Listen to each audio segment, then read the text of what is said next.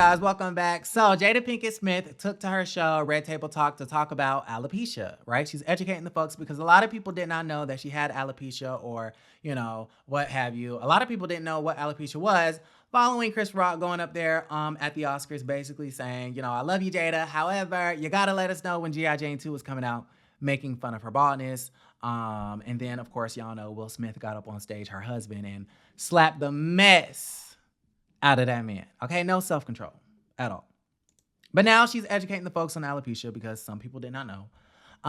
But she did make a very brief statement on the Oscars slap heard around the world. She said, "My deepest hope is that these two intelligent, capable men have an opportunity to heal, talk this out, and reconcile. The state of the world today, in the state of the world today, we need them both. And we need one another. Until then, Will and I will continue to figure out this thing called life together. We're going to figure out life together."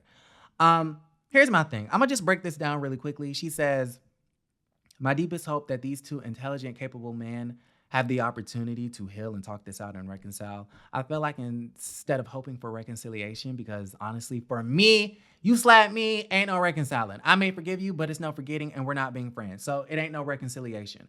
I feel like instead of that, she should have said, "I hope Chris Rock can find it in his heart to forgive my husband for his wrongdoings." Because at this point in time, 3 months after the fact, if Will Smith is not coming on Red Table Talk to say I'm wrong, then I don't feel like we have nothing else to talk about. All right. Then she goes on to say, with the state of the world today, we need them both, because she knows that a lot of the Black community is upset with Chris Rock for even speaking on Jada and her hair. But I feel like even more people are upset at Will Smith because he went up there and showed that he has no self-control and slapped the mess out of the man, right? And we know Will Smith has received all sorts of consequences. He's been banned from the Academy for 10 years. His movies have been postponed and things like that. So, Jada ain't stupid. She knows that the folks aren't really happy, with her man, and she does not want them to cancel her husband. That's basically how I read that when she said, with the state of the world today, we need them both. To me, I heard, please don't cancel my husband. Now, do I think Will Smith is being canceled? Absolutely not. Do I believe in consequence culture? And is he receiving consequences? Absolutely. And then she says, we are trying to figure this thing called life out together. Child, you need to figure out life in a quick, fast, and in a hurry. Because all we want to hear is, I'm wrong. That's all. Moving right along, speaking of our other favorite Black Hollywood greats, D.L. Hughley and Monique. Y'all know Monique this past weekend was at the Comedy Explosion in Detroit.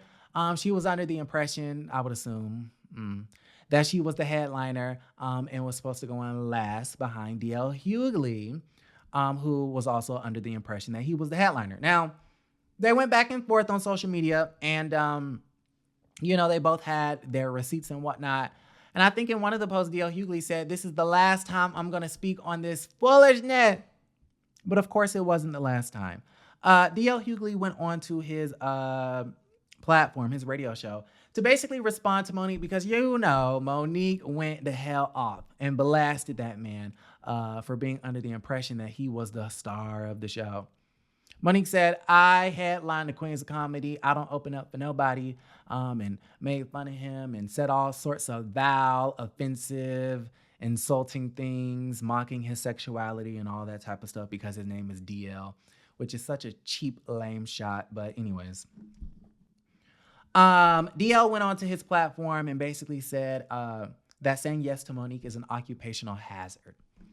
That he has learned his lesson and he will never work with sis again. And now he understands what Netflix had to go through.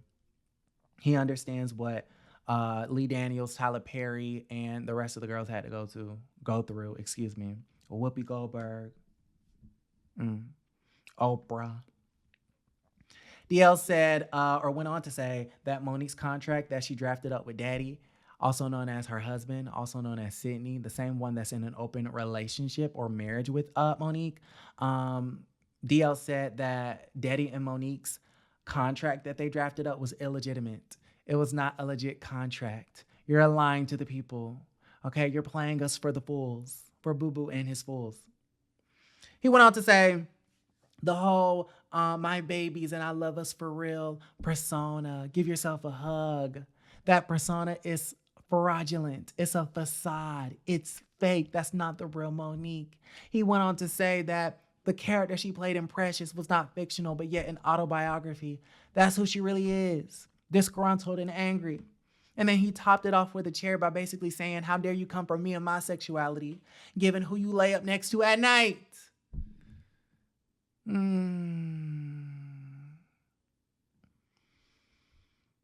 Y'all, it got real. And I'll link it down below. But if you leave it to me, I kind of like DL's response more than anything Monique had to say up there on that stage.